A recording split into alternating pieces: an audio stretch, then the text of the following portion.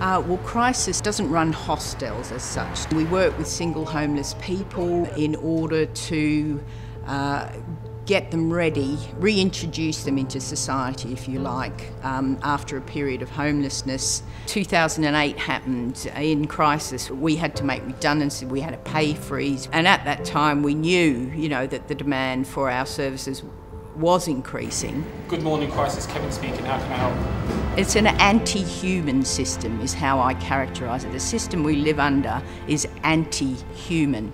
Does not recognise the human being, and it treats people as commodities to be exploited and abused and thrown away and trashed if no profit can be made out of it. And I find it astonishing and shocking that we have in Britain food banks now. This is the first time I've ever seen them. I've lived in this country for 35 years, and this is back to the days of the Industrial Revolution. The food bank provides emergency food. It's a minimum of 3 days of food.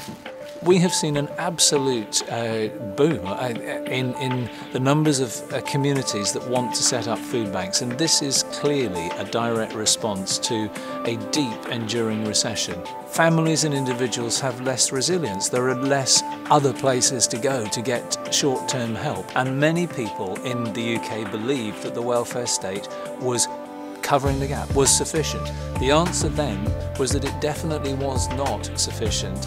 Well, today we were open for a couple of hours at our Shepherd's Bush distribution centre, based in a local church, which they kindly allow us to use every week.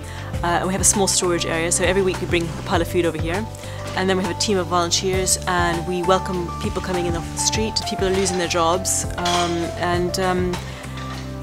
people are struggling to put food on the table. But after an hour today, when we were so busy, I thought, oh gosh, I hope that we have enough food to last us. There are sometimes in the month when I think if one more client comes in, I will not be able to serve them.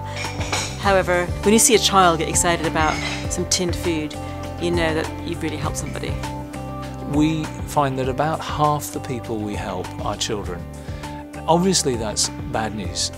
We don't think it's at all appropriate for children to be in households where there's tension and difficulty over getting food on the table.